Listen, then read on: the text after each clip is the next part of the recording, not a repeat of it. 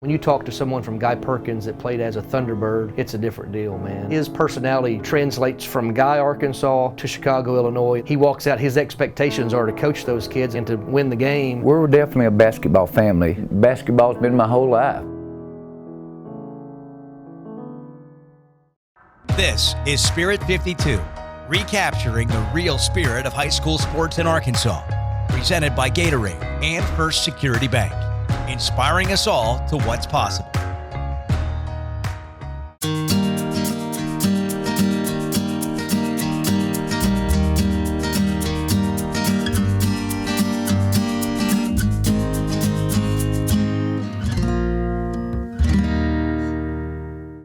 Father, coach, legend. For nearly half a century, John Hutchcraft built Guy-Perkins into an Arkansas high school basketball power.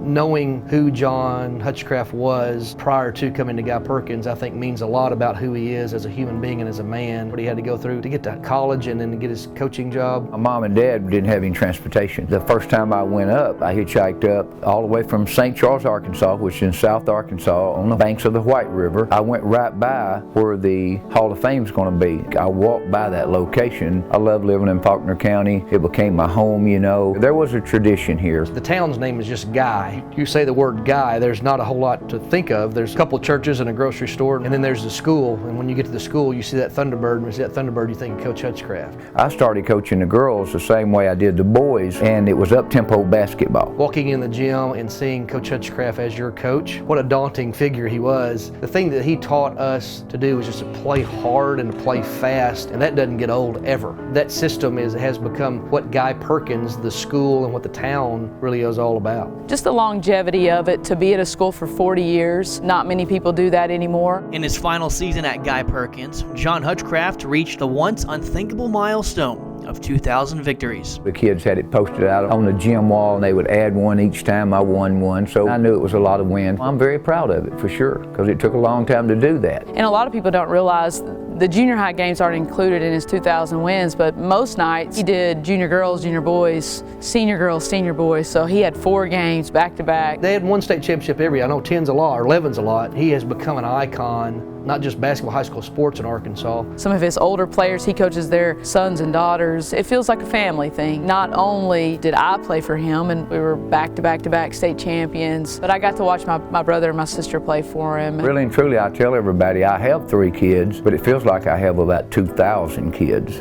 That really means a lot when the kids start coming back and you visit with them, and they're very successful in life, whatever occupation they're in, but when they come back as coaches, I'm really proud of them. The reason I'm here at Conway High School is because of him. I actually was his assistant one year, my first year out of college. I listened to myself coach. Sometimes I'm like, oh, that sounds just like John Hutchcraft. That process of watching a guy like him, there's always a belief in who he is, there's always a belief in the system that he's putting in, and that has just resonated with me for years. He's not only just an amazing basketball coach, but he was just an awesome dad. For her to be a coach, and of course I'm very proud of that. I can't think of anything I'd rather have done than be a coach.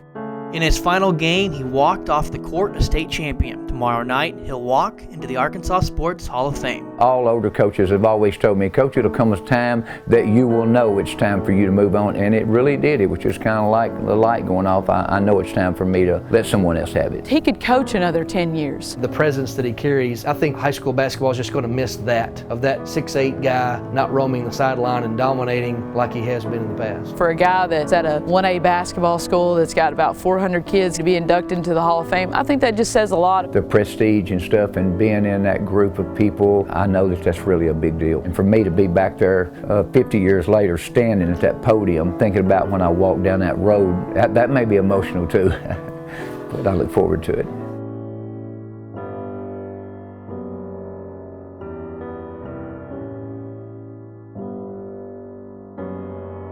I hope you enjoyed this week's story brought to you by First Security Bank. Here's a sneak peek at next week's episode. We know we're going to get the best from everybody every time we play. We just know that. I mean, 4-time state champion, they take us seriously, so we know that we're going to get the best. We focus on that and we accept that challenge. 1, 2, 3, no regrets! A man that has helped raise all of us and now our children. A man that stayed true to our community all these years. He drove the bus late hours in the night while we all slept, making sure we got home safe and sound, and was at school the next day ready to teach us all. Is Coach Hutchcraft a blessed man? I would say so, yes. However, I feel Guy-Perkins, its students, its student athletes, and the Guy community as a whole is blessed to have had John Hutchcraft in their lives for the past 40 years. Follow Spirit 52 to see more of the best in Arkansas high school sports.